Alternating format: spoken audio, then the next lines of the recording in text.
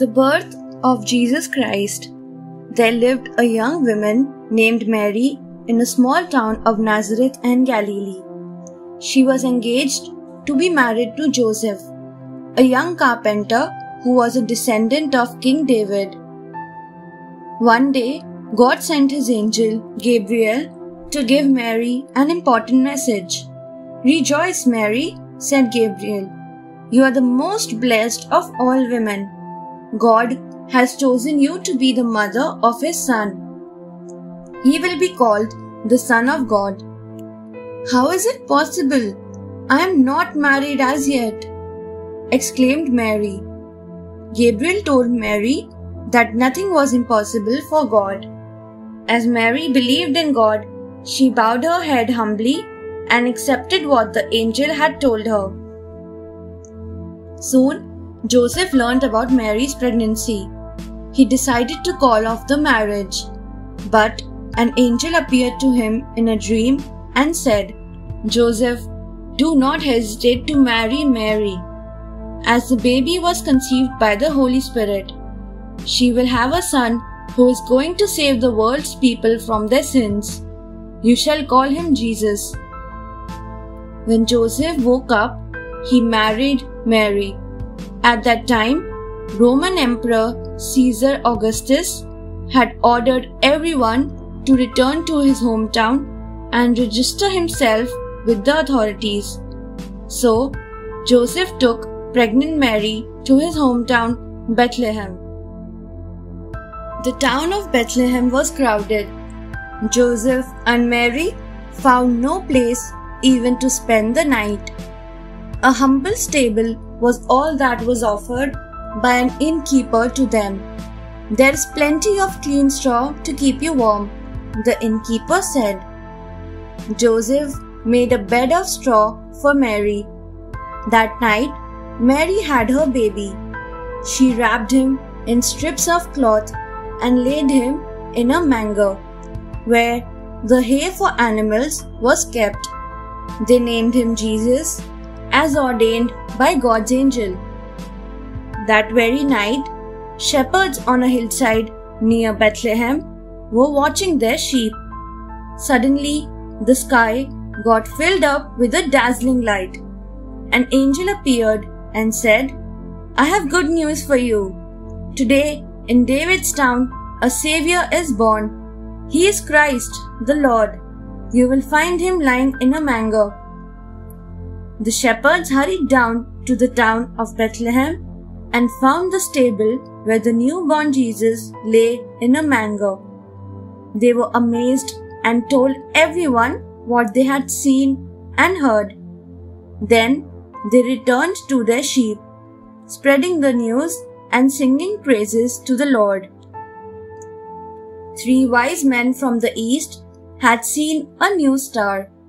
It meant that a baby had been born, who would be the promised Messiah. The men followed the star and reached Bethlehem. They said, "Where is the King of the Jews born? We saw his star in the east and have come to worship him." Herod, the king of Judea, was angry when he heard this. He was scared that the new king would replace him. So he told the wise men, "Go and look for the child. Once you have found him, let me know, so that I may also go and worship him." The wise men followed the star until it stopped right above the stable. They found Joseph, Mary, and baby Jesus in a manger. They knelt down to worship Jesus, offering precious gifts of gold, frankincense, and myrrh. Later, the wise men had a dream that advised them to take a different route back home. They were warned not to return to King Herod, as he wanted to kill Jesus. When the wise men had left, Joseph was also told in a dream to take Mary and Jesus to Egypt in order to escape the wrath of King Herod. Meanwhile, King Herod was furious that the wise men had deceived him. To make sure that there was no rival king to challenge him, Herod ordered his soldiers to kill every young boy under the age of 2 living in and around Bethlehem. Not long after this, King Herod died. The angel returned to Joseph in another dream and told him that it was safe to return to Israel. Joseph took Mary and Jesus to Nazareth. They made their home there with a workshop for Joseph's work as a carpenter. Jesus grew up in a loving family devoted to God. Mary told him all about his heavenly Father and taught him the traditional songs of praise and thanksgiving.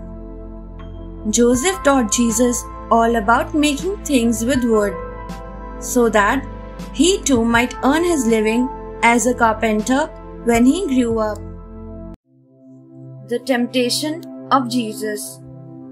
Jesus was about 30 years old when he came from Galilee to River Jordan to be baptized by his cousin John the Baptist. John was baptizing people and preparing them for the coming of the Messiah, the Savior. Jesus went up to him and asked him to baptize him. John was a prophet, and he knew that Jesus, the Son of God, had come to save the world's people from their sins. He knew that Jesus was greater than he. So, he tried to make Jesus change his mind.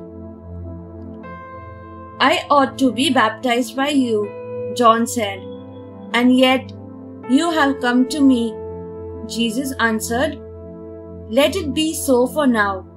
In this way, we shall do all that God requires." So, John agreed and baptized Jesus in River Jordan.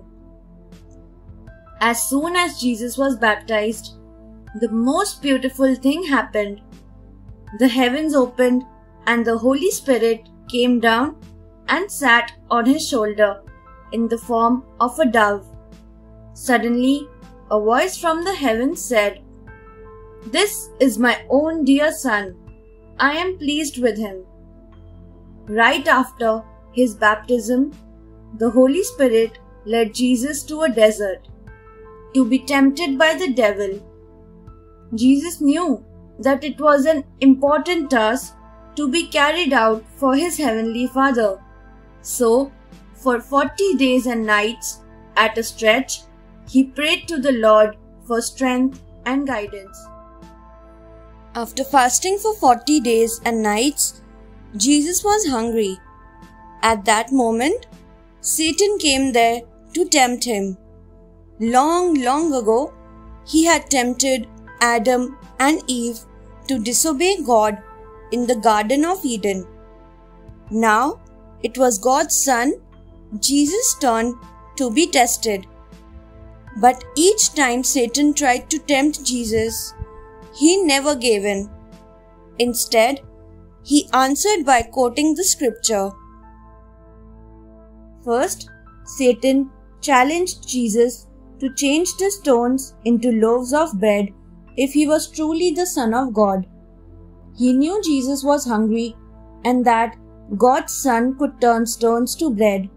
But Jesus replied using God's words, "Man shall not live by bread alone, but by every word that comes from the mouth of God." Next, Satan took Jesus to Jerusalem and put him on top of the holy temple. He then asked Jesus to jump down. He said that God's angels would catch him and he would not be hurt if he was really God's Son. Jesus answered, "The scripture says, 'Do not put the Lord to test.'" Finally, Satan led Jesus to a high mountain and showed him all the kingdoms of the world. He told Jesus that he gave him the power over the world if he would bow down and worship him. Jesus replied, "Get behind me, O Satan. It is written, 'Worship the Lord and serve him only.'" Satan understood that he could not tempt Jesus to sin, so he left him. Soon, God's angels came to comfort and care for Jesus. Jesus left the desert and went down to Galilee. There, he started to tell people all about God and how they should live their life in order to please him. One day, Jesus went into Nazareth, the town where he had grown up. It was Sabbath, the holy day of the week. Like all Jewish men, Jesus also went to the synagogue. During the service, Jesus stood up to read the scroll of prophet Isaiah. Jesus read the passage that talked about the coming of the Messiah or Savior. He said, "Today, these words have come true. God has sent me to bring you the good news of His kingdom." Everyone listened to him with rapt attention. Jesus spoke well, and the things he was saying to them impressed them. They began to whisper to one another, "Isn't he the son of Joseph the carpenter?" Jesus further said to them, "I am sure you will tell me, 'Doctor, heal yourself.' But prophets are never welcomed in their hometowns. For instance, there were many people suffering from a dreaded skin disease in Israel during the time of Prophet Elisha. Yet none of them were healed except Naaman the Syrian. When the people heard this, they were filled with anger. They rose up and seized Jesus, dragging him out of the synagogue. They took him to the top of the hill on which their city was built, intending to throw him down. Jesus, however, managed to get away to safety. He never went back to Nazareth. Instead, he went to other towns and villages, telling the good news about God's kingdom and healing people who were sick. Jesus' first miracle. Jesus needed friends to help him with his work. As he walked down by the Sea of Galilee, he saw some fishermen casting their nets into the water to catch fish. They were two brothers named Simon and Andrew. Jesus called out to them. "Follow me," he said, "and I will make you fishers of men." At once, the two men left their nets and joined him, for they knew that Jesus was the promised Messiah. A little further on, Jesus came across two brothers named James and John. They were in their fishing boat, mending the nets with their father. When Jesus called out to them, they immediately left the boat and their father and followed him. They too knew that Jesus was sent by God. Jesus chose these men not because they were clever, but because he knew they were strong, honest, and loyal to God. Later on, Jesus gave Simon a new name, Peter, which meant rock, and he called James and John the sons of thunder, because they were determined and fiery young men. Instead of gathering fish into their nets, Peter, Andrew, James, and John would gather people into the kingdom of God. These four disciples stayed close to Jesus. They learned from him and helped him as he traveled across the length and breadth of the country, teaching and healing. Jesus found Philip in Galilee. He belonged to Peter and Andrew's town. He too followed Jesus. Philip met Nathanael and told him, "We have found the one whom Moses wrote about. He is Jesus, son of Mary and Joseph. He is the Messiah."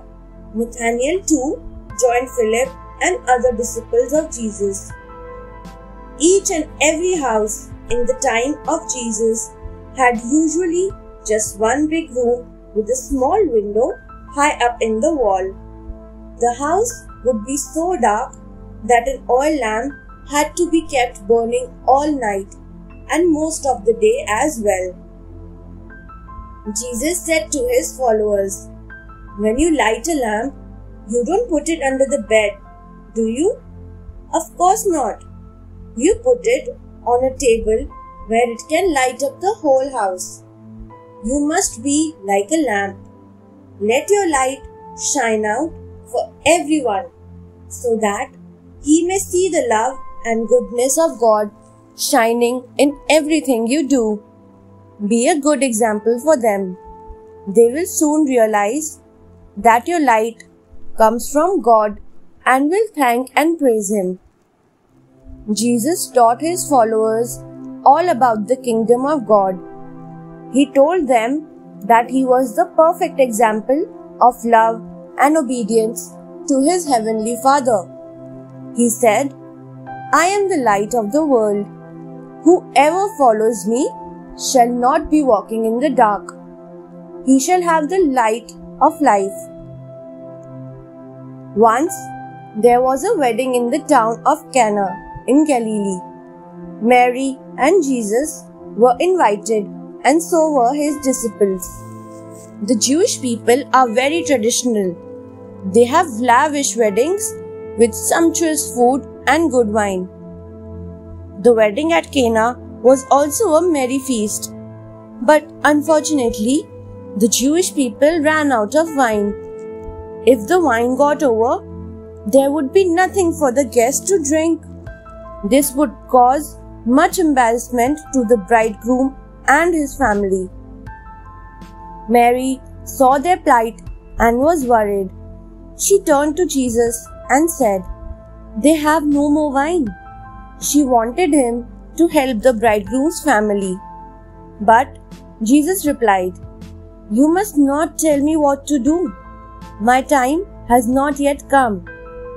Nevertheless, Mary told the servants, "Do whatever he tells you to do." The Jews were very particular about ritual washing before meals. So, they had 6 large stone water pitchers for the guests at the wedding. Each pitcher could hold about 100 liters of water. Jesus instructed the servants to fill up those pitchers with water to the brim. Then He told them to take some water out of one of the pitchers and give it to the wine steward to taste. The servants did as they were instructed. The wine steward tasted the water and was amazed. The water had turned into wine. He took the bridegroom aside and complimented him. Most couples were served the best wine first, and then the wine steward brought out cheaper wine after the guests had too much to drink and would not notice. "This wine is so good. You must have saved the best for the last," the wine steward said. This was the first miracle performed by Jesus. Jesus heals people. Capernaum was an important town. It had a garrison of Roman soldiers and a post office. Many traders would pass through it, stopping here for business. Jesus came here to continue His task of spreading God's message. He would often go to the synagogue in the town to preach. Many people would come there to hear Him. They were impressed by His words of wisdom. Soon, Jesus became well known in the whole of countryside. In the same town, a man named Simon Peter lived with his wife and his mother-in-law in a simple house. Jesus would often visit them. One day, when Jesus reached their house, He saw that Simon Peter's mother-in-law was lying in bed with high fever. Jesus went over to the bed and commanded the fever to subside. The fever disappeared, and Simon Peter's mother-in-law went to the kitchen and started preparing food as if nothing had happened. Soon, the word spread about how Jesus had healed Simon Peter's mother-in-law. By sunset, a crowd had gathered. Among them, there were the people who wanted to be healed and who were suffering in some way or the other. Jesus did not send them away. He healed all of them by laying his hands on them. The next day, Jesus left the town to find another place where he could pray and preach about the kingdom of God. The people followed him and tried to persuade him to stay. But Jesus said, "I must go to other places as well to spread the message of God." At Capernaum, there also lived a Roman centurion, an army officer in charge of 100 soldiers. His servant was very ill and dying. The centurion had heard about Jesus, so he asked some of the Jewish elders to go over to Jesus and ask him for his help. The Jewish elders went over to Jesus and told him about the centurion. "He is a good man," they said, "and worthy of your help. He built the synagogue for us and has been very kind to our people." Jesus agreed and decided to visit the centurion's house to see his dying servant. Jesus was near the house when some of the centurion's friends stopped him. They had brought a message from the centurion. It said, "Sir, I request you not to put yourself to trouble for me. I am not worthy enough for you to enter my house." The centurion continued, "If you just say the word, my servant will be healed. You have the authority similar to mine. If I just command a soldier to come or go, he does my bidding instantly." Jesus was surprised by such display of faith. He praised the centurion in front of the crowd that had followed him. Meanwhile, the servant had got healed completely by the time the messengers returned. Once, Jesus told the crowd who had gathered around him a story about a farmer. The farmer walked up and down the field while scattering the seeds all around. The seeds fell at different places. Some seeds fell on the path and the birds came and ate them up. Some seeds fell on the rocks where the plants grew for a short time and died in the heat of the sun. Some seeds fell in the thorns, which grew faster than the plants, choking them. But some seeds fell on rich, fertile soil, where they grew well, giving a good crop. Jesus explained, "God's words are like the seeds. People often hear what God says, but the devil hardens their heart. So, the words do not enter his heart. Many have shallow hearts like the rocky ground. They hear God's words with joy, but do not remember them for long." Jesus further explained, "Some people hear the words, but are more interested in the worldly things around them. It ultimately makes them forget. But some people believe in God's words, and this grows like the seeds on fertile soil. It results in a strong and good harvest of faith, goodness, and love." Jesus calms a storm. One evening, after giving a sermon to a huge crowd, Jesus decided to cross the sea to another town. He told his disciples, "Let us go across to the other side of the sea." The disciples were used to traveling with Jesus to different lands to spread the word of the Lord. They knew that Jesus was going to teach people there. They were happy that they could spend some time with him in the boat. Jesus and his disciples got into a boat and started sailing. Jesus went to the back of the boat and fell asleep. The journey was good. Everybody was in a joyful mood. But midday during the journey, the sky suddenly became dark. A thunderstorm broke out. Lightning flashed across the sky and the rain lashed. The sea became rough. Huge waves started hitting the boat.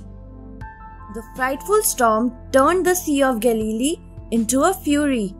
The winds were very strong and the waters were very rough. This kind of storm could cause a shipwreck. Everyone on the boat was scared. The frightened disciples fought the storm by letting down the sails and rowing hard with the waves. They soon realized that they had never experienced this kind of storm. The waves were so high that the water started spilling into the boat. The disciples tried to remove the water from the boat, but all in vain. The more they removed the water from one side, the more it entered from the other side. All this while, Jesus was at the back of the boat, sleeping soundly with his head on a pillow. He was undisturbed by the fierce storm. The disciples had not disturbed him till then, as they thought he must be tired walking all over, teaching and healing hundreds of people.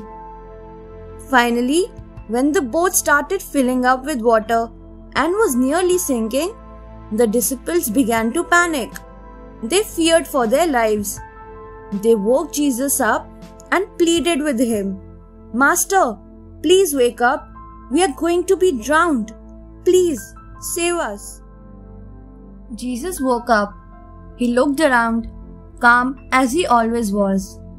The disciples were amazed to see that he was not at all worried about the fierce storm and the rough sea. They asked, "Master, don't you care that we might die?" Jesus said to his disciples, "Why are you frightened? Have you still no faith?" He meant that the disciples had been with him for a long time and had seen the miracles he had done, yet they had no faith and were afraid. Then Jesus stood up and commanded the wind, "Be quiet." The wind died down and there was a great calm. Then he said to the waves, "Be still." The sea stopped churning. Jesus ordered, and the wind and the sea obeyed. To the disciples' utter amazement, Jesus had to speak a few words only, and the storm died down. The sea became calm and peaceful, as it was when they had set out for their journey. The disciples whispered, "What kind of a man is this? Even the winds and the sea obey him." The obedience of the storm to Jesus' command gave further proof that Jesus was God's Son. Jesus brought peace where there had been chaos. This showed that Jesus was not just a normal man. Though he was in the boat in the midst of the storm, he was above nature. Jesus used the storm to teach his disciples in order to understand who he was. Jesus allowed the storm to rage so the disciples could see for themselves that they did not have faith in him as yet. Then Jesus stopped the storm to show that he was in control. He could control the raging nature. He was above everything. This was one of the important teachings of Jesus about faith. Jesus wanted faith in his disciples. This miracle of storm made the disciples believe in Jesus even more. Simon the Pharisee. Jesus was once invited to the house of a man named Simon in a town called Nain. Simon was a Pharisee, which meant he lived strictly on the basis of Jewish law. In those days, a number of customs were followed when one visited someone's house. The guest would be greeted with a kiss of friendship. He would then be given perfumed oil to freshen his face and hair. His feet would also be washed. Simon did not follow any of the customs with Jesus. He did not believe that he was a prophet. Yet, he invited him to dine with him, and Jesus took his place at the table. Simon had also invited his friends, some more Pharisees. They all wanted to talk to Jesus over a meal and ask him questions to find out if he really was a prophet. In fact, they wanted to test Jesus. Suddenly, a woman entered the room. She knelt down before Jesus, crying softly.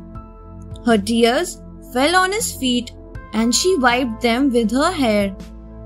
She had a bottle of expensive perfume. She covered Jesus' feet with kisses and spread perfume on them with her hands.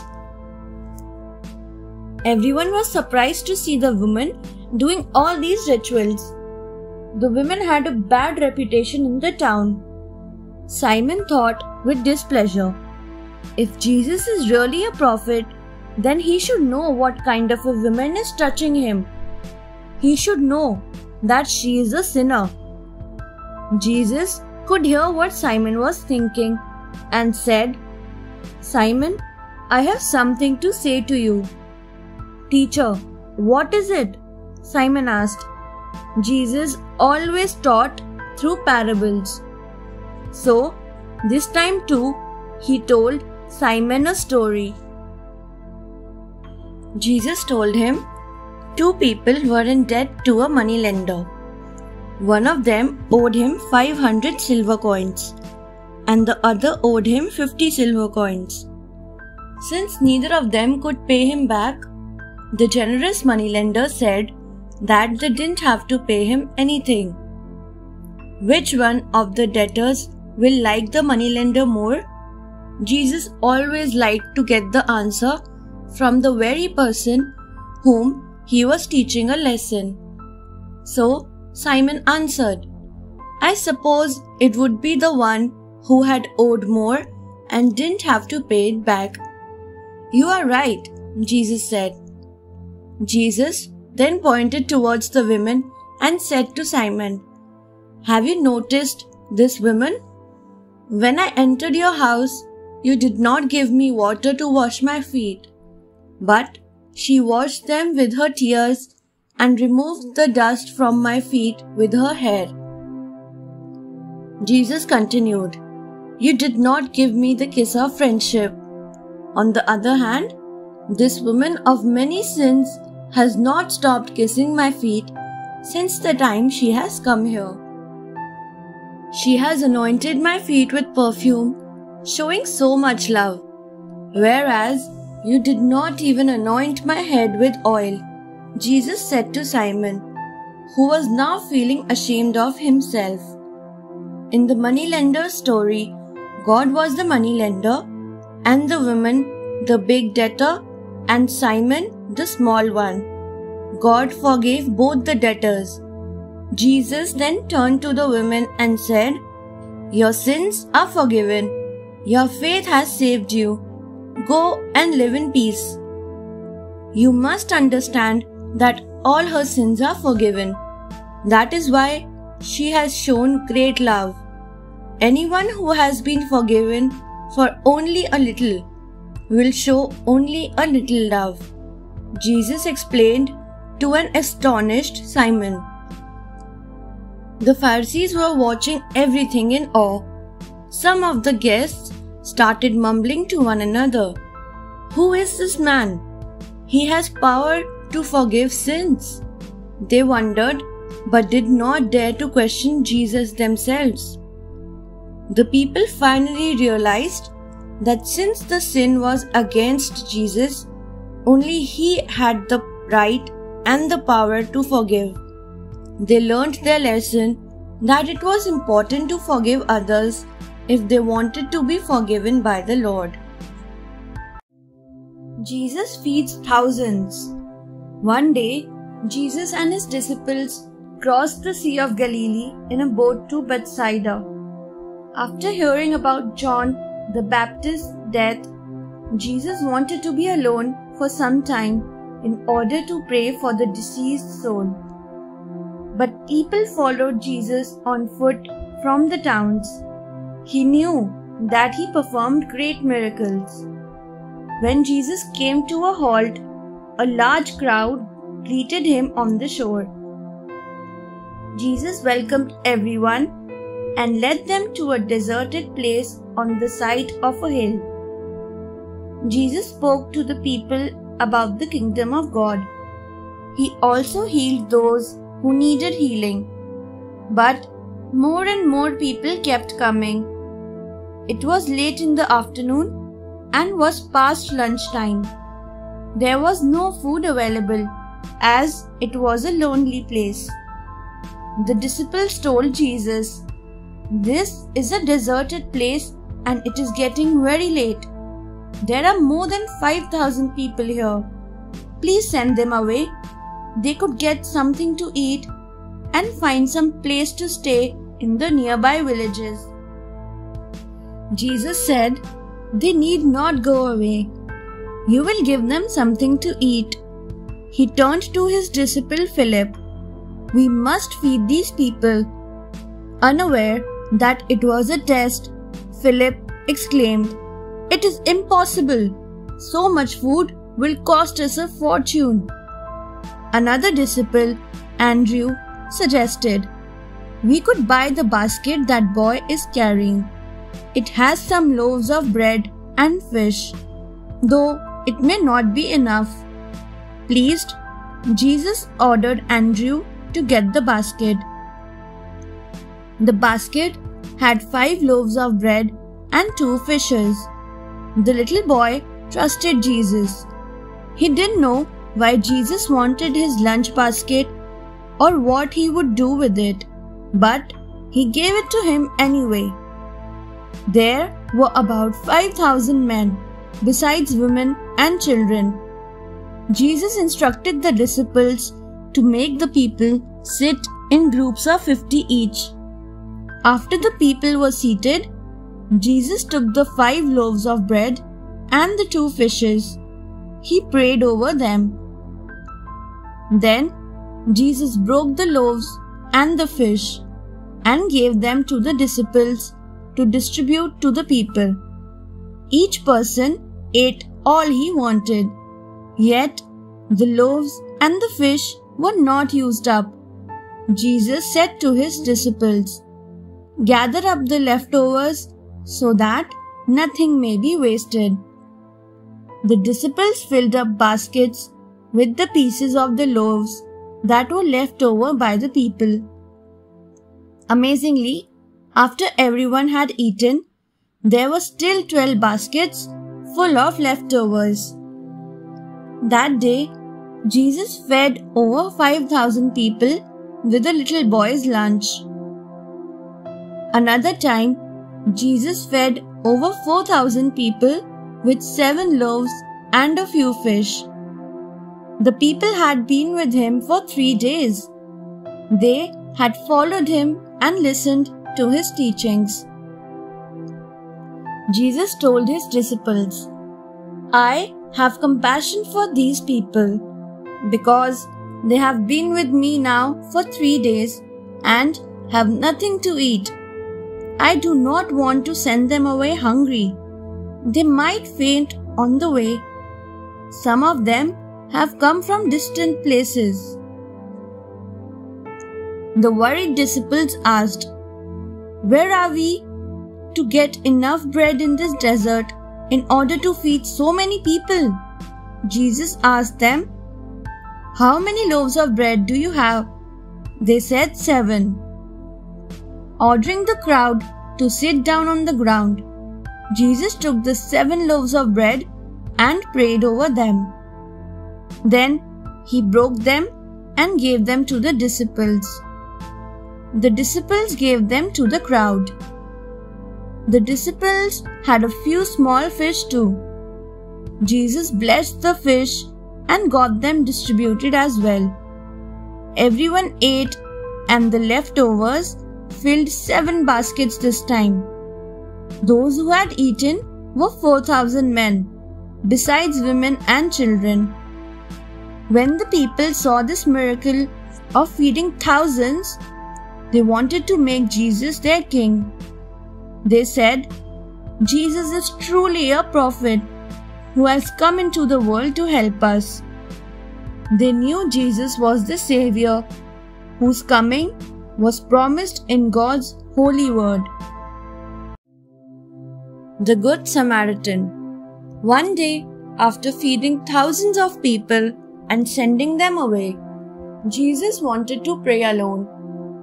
He made his disciples get into a boat and go ahead to the other side of the Sea of Galilee. He himself then went up the hill to pray. Several hours later in the night, the disciples were caught in a strong windstorm. The storm stopped them from getting across the water. Even though they rowed for hours, they were tired and exhausted. As the night ended, just before sunrise, in the middle of the stormy sea, the disciples saw something walking on water. They got very scared, thinking it was a ghost. But it was their master, Jesus, coming towards them, walking on water. Then Jesus spoke, "It is I. Do not be afraid." Peter said loudly, "Lord, if it is you, call me to join you on the water." Jesus said, "Come ahead then." Peter bravely jumped out of the boat and started walking on water towards Jesus. But when he suddenly realized that the weather was stormy, he became afraid and started drowning. He cried out, "Master, please save me." Jesus immediately reached out and grabbed Peter's hand. He said to Peter, "You have very little faith, Peter. Why did you doubt me?" Then both of them climbed into the boat and the storm calmed down suddenly. The disciples in the boat worshipped Jesus, saying, "Truly, you are the Son of God." Like Peter, one day a lawyer wanted to test Jesus.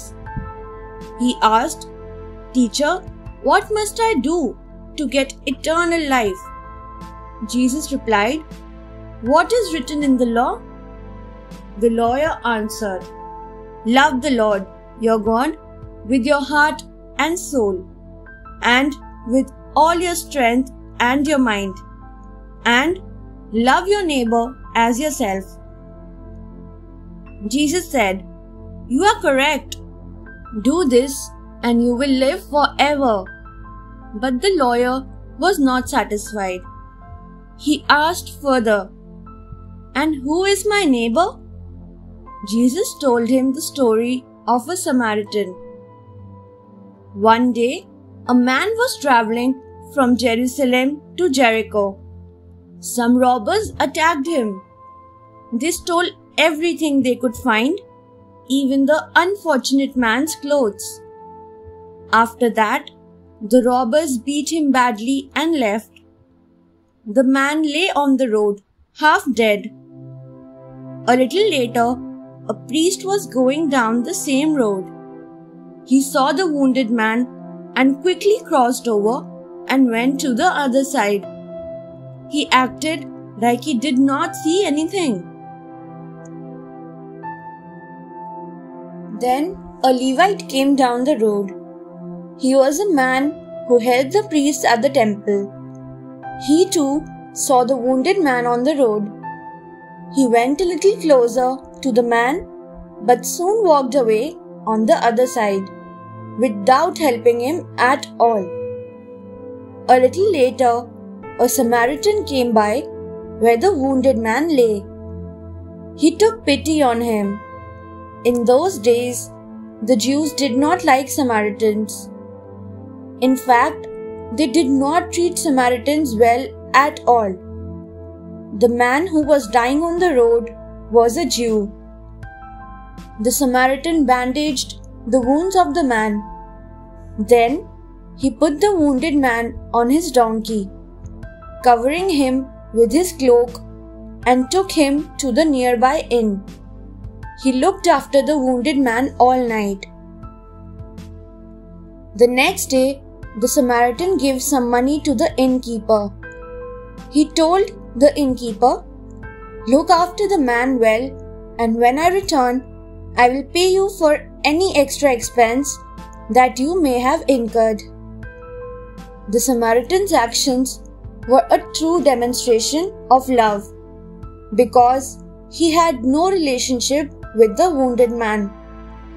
He could not have gained anything from his action. In fact, he lost time and money.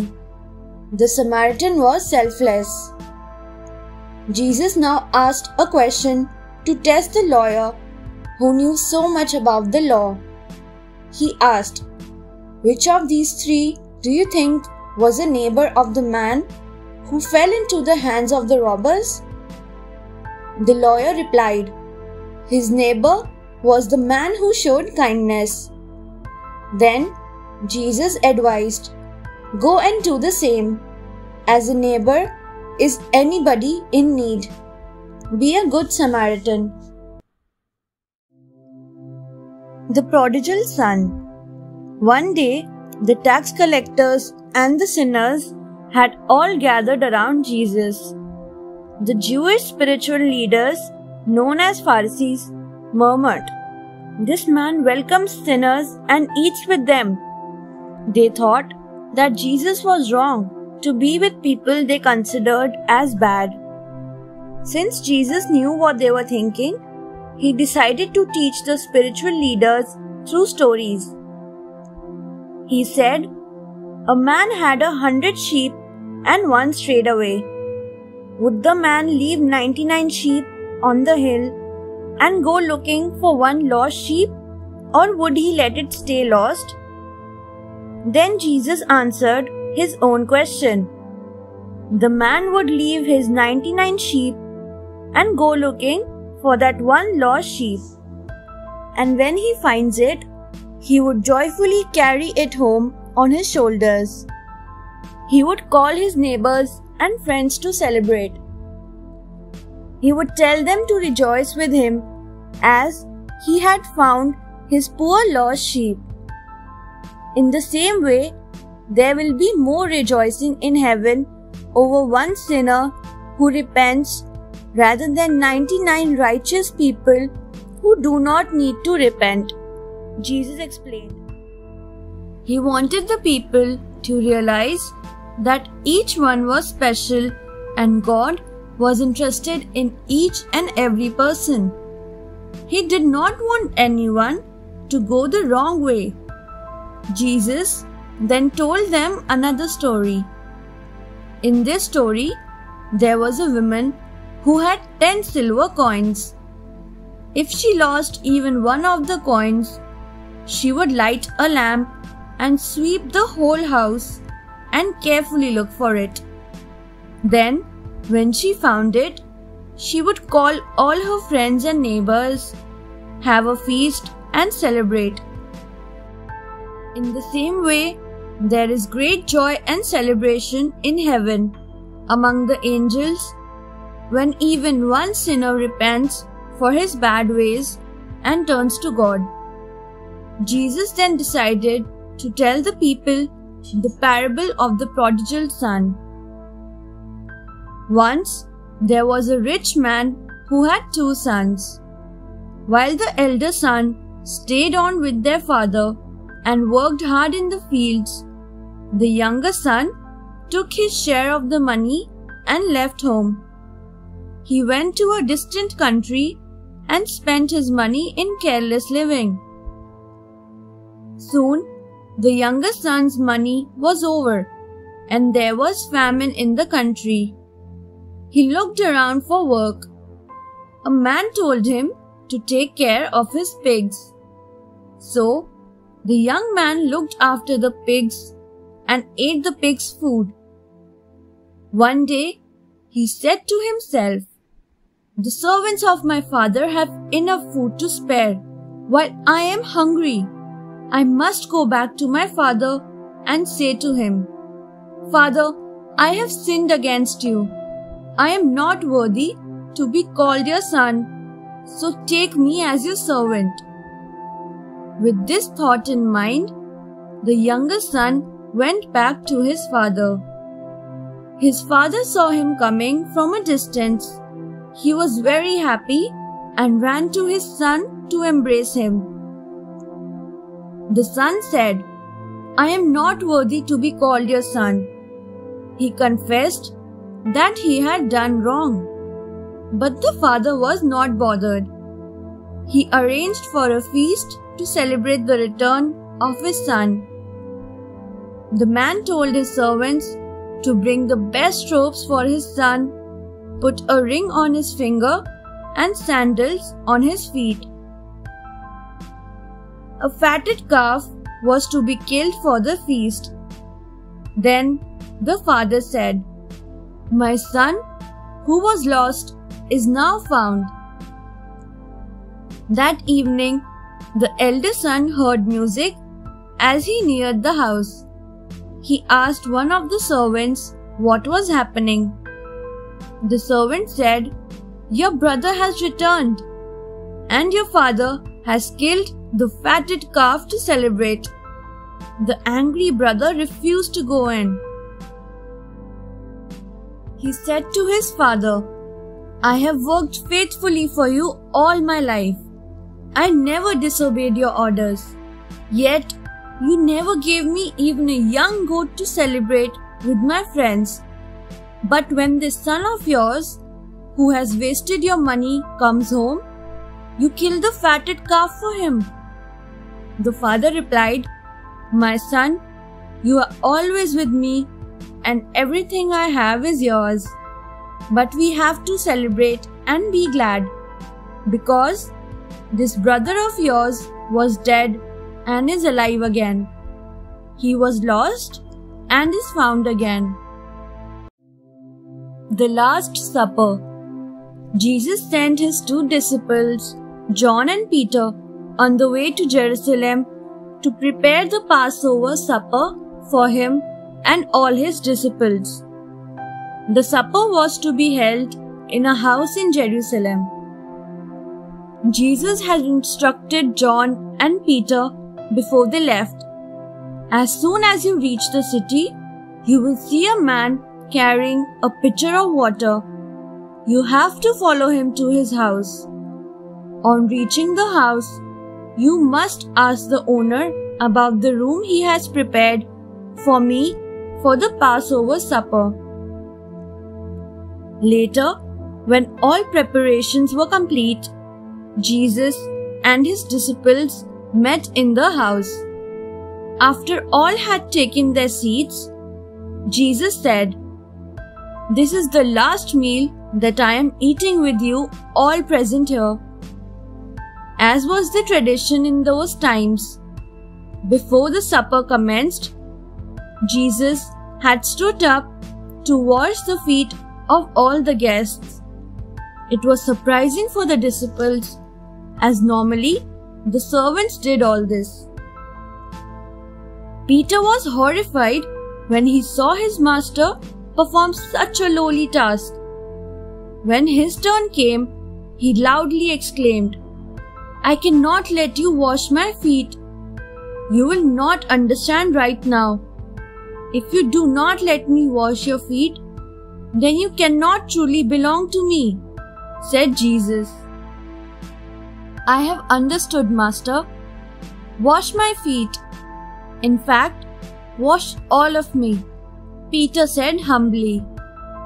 Jesus replied, "It is not needed, as you are clean. But not all who are present here are clean." Jesus knew that someone would betray him soon.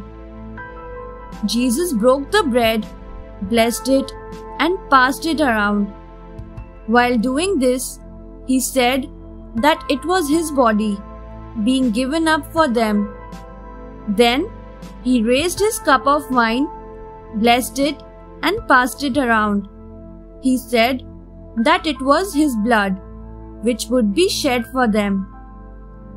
"Share all this to remember me," he said. Judas the disciple looked after the funds meant for the simple needs of Jesus' disciples and to help the poor. It was known that he had helped himself from these funds. Satan had indeed entered his heart. Judas had become greedy. Judas had struck a deal with the Sanhedrin, the Jewish council. He knew that they wanted Jesus arrested. He had agreed to meet them after the supper in order to give them information about Jesus. In return, they had agreed to pay him 30 silver coins. When Jesus announced that someone was going to betray him, John asked him who he was. Jesus said that it would be the person to whom he was going to give the bread next. Then he gave the bread to Judas, telling him to do what he had to. Judas, taking the bread quietly, left the supper. The other disciples thought that he had gone to give some funds to the poor. After the supper, Jesus went with his disciples to a quiet garden called Gethsemane on the Mount of Olives. He wanted to pray, so he went inside with Peter, James, and John, leaving the others waiting outside. As he entered, Jesus told the three of them to keep watch while he prayed. Jesus prayed to God to take away his suffering. As he stepped outside after the prayers, he saw that John, Peter, and James had fallen asleep. He woke them up and said, "Wake up! My hour has come. I shall be betrayed soon. My betrayer is on his way." Judas knew that Jesus would be at the Gethsemane with his disciples. So he reached there with some armed soldiers and priests. He whispered to one of them, "The man I would go and kiss will be Jesus. You must arrest him at once." Judas then walked to the place where Jesus was standing. He kissed Jesus on the cheek. Jesus looked at him sadly and remarked that he was surprised that he should be betrayed by a kiss. On Judas' signal, the soldiers seized Jesus. Peter took out his sword in anger and cut off the ear of one of the soldiers. Jesus said to him, "Simon, you must not do that. Those who live by the sword often die by it." He then healed the man's ear and walked over to his captors. The rest of the disciples, scared by what was taking place, left Jesus and ran away to avoid getting arrested. The armed soldiers tied Jesus' wrists and quietly led him away. The crucifixion. The Jewish leaders had declared Jesus to be guilty, but Pontius Pilate, the Roman governor, had to pass the final sentence. So, Jesus was brought in front of Pilate, who asked him if he was the king of the Jews. Jesus replied, "Yes." Pilate asked Jesus whether he had heard the accusations against him. He further asked if he knew on what charges he was brought there. Jesus remained silent. Pilate declared that he could not find anything wrong with Jesus. But the crowd blamed that Jesus was trying to change the people of Judea with his teachings, and that he had already started in Galilee. When Pilate discovered that Jesus was a Galilean, he sent him to Herod, who governed Galilee. Herod had heard of Jesus' miracles. He asked many questions, but Jesus remained silent. Finally, Herod was tired of trying to make Jesus speak. He found nothing to make any case against him. So, Jesus was sent back to Pilate. Years of enmity between Herod and Pilate changed into friendship. Pilate could not find anything against Jesus. He suggested that he might be flogged and then released. This made the Jewish priests very furious, as they wanted Jesus to be crucified. On the day of the Passover, it was a common custom that the governor would release any prisoner chosen by the people. Pilate was hoping that the people would ask for Jesus to be released, but the priests had already told the people what to say. The people demanded, "We want Barabbas to be released." Barabbas was a dreaded prisoner. Pilate gave in to their demand. But before he went back inside his palace, he had washed his hands in a bowl of water and announced, "I am innocent of Jesus' blood. Barabbas shall be released." Pilate handed Jesus over to the guards for crucifixion. The Roman soldiers whipped Jesus, put a purple robe on him, and led him away. They made a crown of thorns and pressed it on his head, mocking him, "Hail, King of the Jews!" Jesus had to carry his cross to Golgotha, meaning place of the skull. A huge crowd followed. They nailed Jesus to a cross between two criminals. Pilate wrote the title, "Jesus of Nazareth, the King of the Jews," in 3 languages: Hebrew, Greek, and Latin. It was placed at the top of the cross.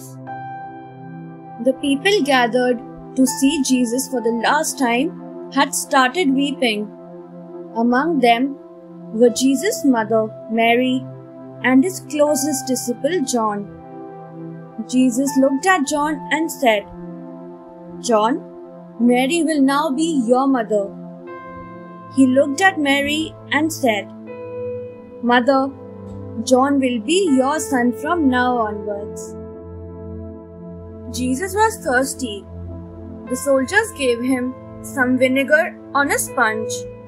He took it. Before he died, Jesus prayed to the Lord, "Father, please forgive them, for they do not know what they are doing." When Jesus died, the skies darkened. The curtain of the temple split into 2. The earth shook. The rocks split and tombs broke open. To confirm his death, a soldier had his long javelin pierced Jesus' side. Blood and water flowed out. John took Mary to his house and took care of her from that moment onwards. Joseph, a rich man from Arimathea, was a follower of Jesus. He took Pilate's permission to embalm and bury Jesus' body. So, Joseph and his friend Nicodemus wrapped Jesus in a piece of clean cloth and took him to a newly built tomb, not far away from Golgotha. They anointed the body of Jesus with myrrh and wrapped him in clean linen according to the Jewish custom. After everything was done, Joseph and Nicodemus closed the tomb with a huge boulder. The Jewish leaders knew Jesus had promised that he would rise from death after 3 days. So, they requested Pilate to seal the tomb and guard it with soldiers. They wanted to make sure that none of Jesus' disciples could try to steal his body. Pilate agreed. The tomb was sealed and it remained under the watchful eyes of the guards, day and night. The Resurrection and Ascension. The morning after Sabbath, Mary Magdalene visited the tomb of Jesus. The stone at the mouth of the tomb had rolled away. When she stepped inside, she was shocked. Jesus' body had disappeared. Mary started crying. Suddenly, 2 angels appeared and asked Mary why she was crying. She said that Jesus' body was missing. The angels told her not to be afraid. They said that she had no reason to look for the body as the Son of God had already risen. Excited with the news, Mary went away to tell Jesus' disciples. Peter and John came running. They went inside the tomb. It was empty. The linen cloth that Jesus was wrapped in was folded neatly and kept on the side. Jesus had indeed risen from the dead. The disciples went back home hurriedly to spread the good news. Mary remained standing outside the tomb, crying quietly. Suddenly, she heard a voice calling her. "Mary!" It was Jesus. Mary turned and joyfully exclaimed, "Rabboni!" meaning teacher. Jesus said, "Tell my people to go to Galilee. There they shall see me." Mary went away and informed everyone. 2 disciples were on their way back home from Jerusalem to a village called Emmaus. They were talking about the terrible things that had happened in the last few days. Jesus started walking beside them, but they did not recognize him. Jesus asked, "What are you discussing?" "Haven't you heard?" one of the men said. "Jesus of Nazareth, the one we believed was the promised Messiah, has been put to death." Jesus asked, "Don't they say that the Messiah should suffer and then be glorified?" And starting with Moses and then with the other prophets, Jesus explained to them all the passages in the scriptures that referred to him. In the meantime, they reached the village. The men invited Jesus to have supper with them. When they sat down to eat, Jesus took the bread, blessed it, and gave it to them. At that very moment, the disciples recognized him. Jesus, however, disappeared. At once, both the disciples returned to Jerusalem. They found the other disciples and told them that it was true that Jesus had risen from the dead. Jesus' main disciples had locked themselves in a room, fearing the Jews. Jesus came there and stood among them. "Peace be with you," he said, and showed them the marks on his hand and on his side. They were delighted to see their Lord again. Thomas, one of the 12 main disciples, was not present in the meeting. He later said, "Unless I see the nail marks and put my hand onto his side, I will not believe." 8 days later, the disciples were in the house again, this time with Thomas. The doors were locked. Suddenly, Jesus was there among them.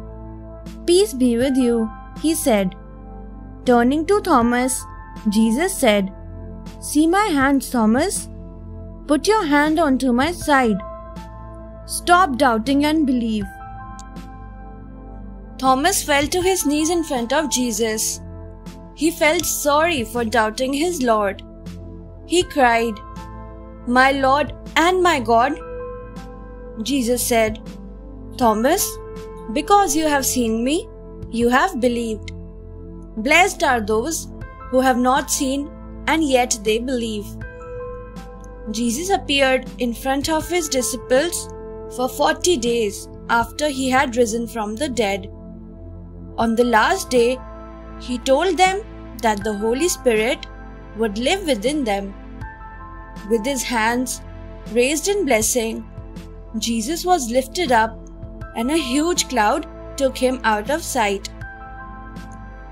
The disciples were still staring upwards long after he had gone.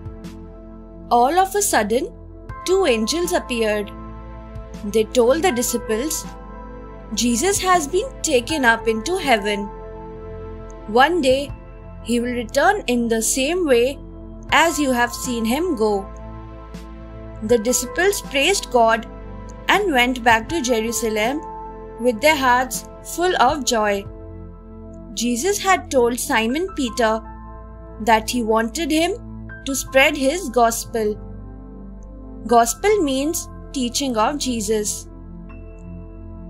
Jesus, God's Son, had come down to the earth, did miracles, and finally died on the cross as a sacrifice for the sins of the whole world.